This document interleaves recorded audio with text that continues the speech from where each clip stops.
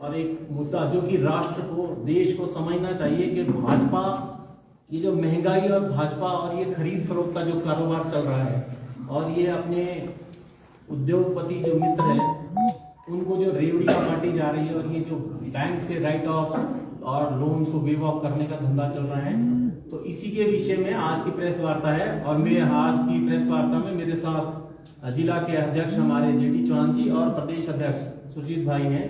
तो मैं सुरजीत भाई को आवेदन करूंगा कि वो कृपया विस्तार से बताएं। नमस्कार। आज मैं प्रदेश की जनता और पूरे हिंदुस्तान की जनता को एक मैसेज देना चाहता हूं। आप सभी मीडिया के बंधुओं के माध्यम से, आपके चैनल के माध्यम से बताना चाहता हूं कि ये देश की सरकारें समय समय पर ये टैक्स क्यों बढ़ाए जा रहे हैं, ये इतनी महंगाई क्यों है, इसका सीधा सीधा कारण क्या है। तो ये बहुत सारी चीजें हैं जिसके बारे में हम आज चर्चा करेंगे। डिटेल में मैं बताना चाहता हूं कि ये जो हमारी यहाँ टैक्स बढ़ रहे हैं उसके पीछे सीधी सीधी बात यह है कि भाजपा दो काम कर रही है। एक तो पूरे देश के अंदर अलग अलग राज्यों में सरकारें गिराकर एमएलए को खरीदा जा रहा है, और दूसरी ओर अगर ये देखा जाए तो वो अपने उद्योगपति मित्रों, अपने दोस्तों का जो है कर्जा माफ कर रही है। इन दो बड़े कामों की वजह से ये जो भ्रष्टाचार हिंदुस्तान के अंदर हो रहा है, ये इसकी मार पूरे हिंदुस्तान की जनता को झेलनी पड़ रही है। आपको बताना चाहता हूं कि भाजपा ने कई राज्यों में सरकार गिराई है। कर्नाटक में सरकार गिराई भाजपा ने, असम में इन्होंने सरकार को गिराने का काम किया, मध्य प्रदेश में इन्होंने सरकार को गिराया, बिहार में इन्हीं की वजह से सरकार गिराई गई, अरुणाचल की सरकार भी भाजपा ने गिराई, मणिपुर की सरकार भाजपा ने गिराई, और मेघालय की सरकार भी भाजपा ने ही गिराई। भाजपा को ये सरकार गिराने का जो फॉर्मूला है ये क्या है, इसमें एमएलए को खरीदा जाता है। आपको कुछ दिन पहले का पता होगा कि दिल्ली में आम आदमी पार्टी के एमएलए को भी खरीदने की कोशिश की गई, उन्हें भी खुला ऑफर मिला, 20-20 करोड़ रुपए का ऑफर भाजपा की ओर से मिला। मैं भाजपा के नेताओं से, भाजपा की पूरी सरकार से ये पूछना चाहता हूं कि ये 20-20 करोड़ रुपए आपके पास कहां से आते हैं। 40 एमएलए दिल्ली में इनको सरकार बनाने के लिए चाहिए थे। 40 एमएलए की अगर कॉस्ट लगाएं, 20-20 करोड़ रुपए अगर एक एमएलए को खरीदा जाता है तो 40 एमएलए को खरीदने के लिए ये 800 करोड़ रुपया आपने कहां पर रखा है। ये देश की जनता आपसे पूछना चाहती है कि जिस तरीके से आप खरीद फरोख्त करके प्रदेश के अंदर सरकारें गिराने का काम जो कर रहे हो, ये घिनौनी हरकतें जो कर रहे हो, इसका जवाब हिंदुस्तान की जनता, हिमाचल प्रदेश की जनता आपसे लेना चाहती है। अगर पूरे देश में एमएलए के हिसाब से लगाया जाए जहां जहां पे इन्होंने सरकारें गिराई, तो ये टोटल 277 एमएलए इन्होंने आज तक खरीदे हैं। 20 करोड़ की अगर एक एमएलए की कीमत लगाई जाती है, जैसा कि ऑफर दिल्ली में आम आदमी पार्टी की एमएलए को मिला, उसी हिसाब से भी अगर 277 लोगों के खरीदने की अगर बात की जाए तो 5500 करोड़ रुपया ये कहां से आया और कहां इन्होंने ये पैसा कैसे खर्च किया और कहां से लगाया। इतना पैसा भाजपा के पास कहां से आया। और 800 करोड़ अगर दिल्ली की सरकार को गिराने के लिए जो देने की बात कर रहे थे, तो ये 63,000 करोड़ का जो पैसा है वो किसका पैसा है, भाजपा के पास ये पैसा आया कहां से। ये सीधी सीधी बात है कि जब इन्हें एमएलए खरीदने होते हैं तो ये टैक्स लगाते हैं। ये इनको महाराष्ट्र की सरकार गिरानी थी तो इन्होंने छाछ, दूध, दही, मक्खन, गेहूं, आटा, चावल सबके ऊपर टैक्स लगा दिया, और वो पैसा आम जनता से वसूला जा रहा है। ये इस तरीके के जो घिनौने काम ये भाजपा कर रही है, आपके माध्यम से मैं आज हिंदुस्तान की जनता के साथ साथ हिमाचल प्रदेश की जनता को भी बताना चाहता हूं कि आने वाले दिनों में ये इस तरीके का घिनौना कार्य हिमाचल प्रदेश के संदर्भ में भी करेंगे, गुजरात के संदर्भ में भी करेंगे, क्योंकि इन दोनों राज्यों में आने वाले दिनों में चुनाव है और ये खरीद फरोख्त की राजनीति करते हैं। आपको पता होना चाहिए कि ये एक पार्टी जो है वो बिकने के लिए तैयार है और दूसरी पार्टी खरीदने के लिए तैयार है। इन्होंने लोकतंत्र का गला घोट दिया है। जिस तरीके से हिंदुस्तान एक लोकतांत्रिक देश है वो नामात्र रह चुका है। भाजपा की इन घिनौनी हरकतों की वजह से ये सब चीजें, ये काला खेल हिंदुस्तान के अंदर खेला जा रहा है। तो मैं आज देश में जो महंगाई है वो इसका सीधा सीधा असर देखने को मिल रहा है कि जब आप इस तरीके के टैक्स लगाएंगे तो टैक्स की वजह से महंगाई बढ़ती है। महंगाई इतनी चरम पे है कि आज आम आदमी का जीना बदहाल हो गया है, बुरा हो गया है, वो जी नहीं पा रहा है। अगर कंपैरिजन करें, अगर हम लोग देखें 2014 में तेल का क्या रेट था, पेट्रोल का रेट 56 रुपए था, आज देखिए आप 110 के आसपास चला गया है। अगर तेल, खाने के तेल की अगर बात करें, सरसों के तेल की अगर हम बात करें, 70 रुपए लीटर हुआ करता था 2014 में, आज 170 रुपए का हो गया। वहीं अगर डीजल की बात की जाए तो डीजल भी सस्ता हुआ करता था, आज 90 रुपए के आसपास हो चुका है। सीएनजी की अगर बात करें कि 2014 में 35 रुपए का किलो का रेट हुआ करता था, आज 75 रुपए के आसपास है। तो ये देखिए, रसोई के गैस की अगर हम लोग बात करते हैं तो 2014 में रसोई के गैस के जो सिलेंडर है उसका रेट हुआ करता था 410 रुपए, आज 1053 के पार हो चुका है। ये बहुत दुखदाई है। हिमाचल प्रदेश की जनता ही नहीं, पूरे हिंदुस्तान की जनता इस दर्द को झेल रही है। इसके लिए कौन जिम्मेदार है, ये हमें साथियों समझना होगा कि भाजपा की जो खरीद फरोख्त वाली जो राजनीति है, जो ये सरकारें बना रहे हैं, इनको जनता से कोई लेना देना नहीं है।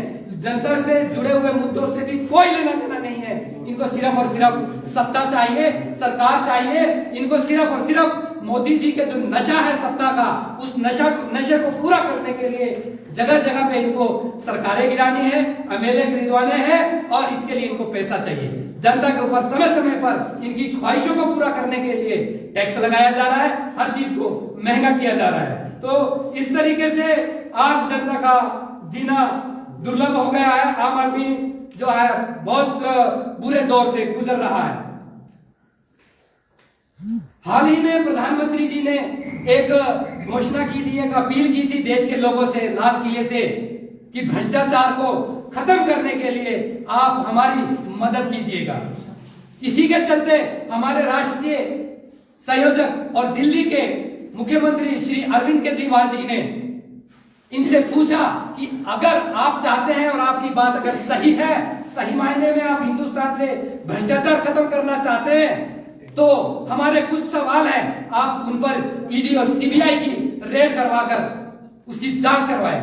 इन्होंने जो हर बार एमएलए को खरीदने का जो इनका षड्यंत्र है, एक ही तरीका है, एक ही तरीके से ये एमएलए खरीदवाते हैं। पहले उनके ऊपर सीबीआई और ईडी की रेड करवाते हैं, उसके बाद उनको खरीद के उनको डराकर अपनी पार्टी के साथ मिलाते हैं। ऐसी कौन सी इनकी पवित्र गंगा जल ये पार्टी है, या ऐसा कौन सा इनके पास वॉशिंग पाउडर है कि जो इनकी पार्टी में चला जाता है वो बिल्कुल प्योर और पवित्र हो जाता है, वो भ्रष्टाचार मुक्त हो जाता है, उसके ऊपर से भ्रष्टाचार के सारे केस खत्म हो जाते हैं। और जिस तरीके से प्रधानमंत्री नरेंद्र मोदी जी ने लाल किले से जो आह्वान किया था इस भ्रष्टाचार को खत्म करने के लिए, उस बात को लेकर मैं बताना चाहता हूं कि हमारे चुनिंदा जवाब जो आपसे पूछे थे, उसका सवाल, उन सवालों का जवाब आप लोगों को देना पड़ेगा। हमारे राष्ट्रीय संयोजक अरविंद केजरीवाल जी ने भी ये बात पूछी और पुनः मैं भी यही बात दोहराना चाहता हूं कि आप इन प्रश्नों का जवाब दें। जो भ्रष्टाचार हिंदुस्तान के अंदर समय समय पर हुआ है उसकी आप छानबीन नहीं करते।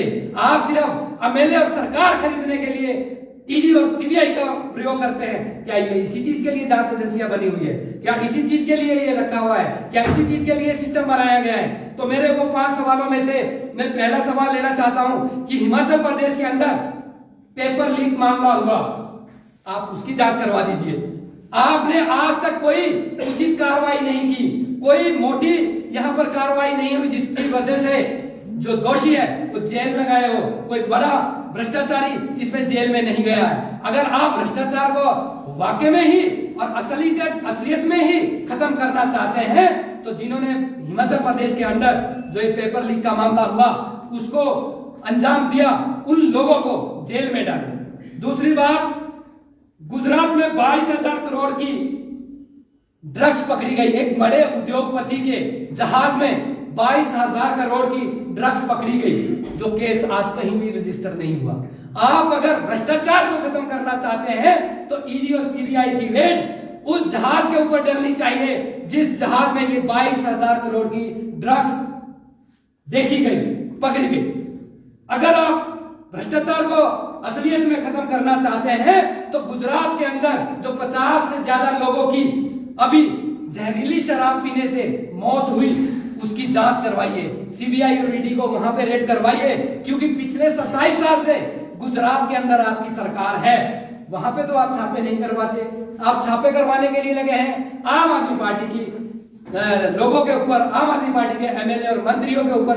क्यों? क्योंकि आम आदमी पार्टी इस बार गुजरात और हिमाचल प्रदेश में इलेक्शन लड़ रही है। यह चीज आपको सामने आती है कि सत्ता की कुर्सी आपके पाले से दूसरे के पाले में ना जाए, आपका ये मकसद है, आपका भ्रष्टाचार को खत्म करने का मकसद नहीं है। तो क्या जो ऑपोजिशन में बैठे नेता है सिर्फ और सिर्फ ईडी और सीबीआई उन्हीं के ऊपर रेड डाल सकती है, या उन भ्रष्टाचारियों के ऊपर भी जो समय समय पर भ्रष्टाचार कर रहे हैं? मेरा चौथा प्रश्न है कि बुंदेलखंड के अंदर जो एक्सप्रेस बनाया गया था उसका उद्घाटन माननीय प्रधानमंत्री नरेंद्र मोदी जी ने किया और 5 दिन बाद वो पूरा का पूरा रोड धंस गया।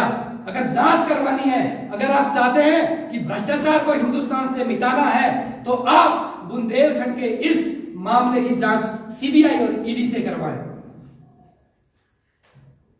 5वें नंबर पे मैं पूछना चाहता हूं कि बड़े उद्योगपतियों का जो 10.72 करोड़ रुपया, लाख करोड़ रुपया जो मित्रों का, जो दोस्तों का, जो बड़े उद्योगपतियों, अरबपतियों का जो माफ किया गया है उसकी जांच बिठाइए, क्योंकि उन लोगों ने भाजपा को चेक के माध्यम से करोड़ों रुपया चंदे के रूप में दिया है। चेक के माध्यम से, एक बार फिर से दोहरा रहा हूं कि चेक के माध्यम से भाजपा को करोड़ों रुपया चंदा के रूप में दिया है। अगर आपको जांच करवानी है, यदि आपको भ्रष्टाचार को खत्म करना है, यदि आपने भ्रष्टाचार मुक्त ये हिंदुस्तान को बनाना है तो आप उन लोगों की जांच करवाएं जिन्होंने भाजपा को चेक के तौर पे अरबों रुपए, करोड़ों रुपए के जो है चेक दिए हैं। तो ये मेरे 5 प्रश्न थे कि यदि प्रधानमंत्री नरेंद्र मोदी जी इस भ्रष्टाचार को खत्म करना चाहते हैं तो आप रेड इन लोगों पे करवाएं जो भ्रष्टाचार में संलिप्त है, ना कि उन लोगों पे जो देश में जो अच्छी एजुकेशन लाने के लिए काम कर रहे हैं, ना कि उन लोगों पर जो देश में अच्छा स्वास्थ्य देना चाहते हैं, आप उनके ऊपर रेड करवा के रोकना चाह रहे हैं। ये तानाशाही है। इस तरीके से आप भ्रष्टाचार को रोकेंगे तो ये इस तरीके से है। आप बंधु, मित्र, जितने भी हमारे पत्रकार बंधु हैं यहाँ पर, ये आप सबके माध्यम से ये मैं प्रधानमंत्री नरेंद्र मोदी जी और उनके भाजपा के सभी बड़े नेताओं से पूछना चाहता हूँ कि क्या इस तानाशाही रवैये से देश चलेगा? इस अलोकतांत्रिक तरीके से देश चलेगा? तो ये बहुत सारी चीजें हैं।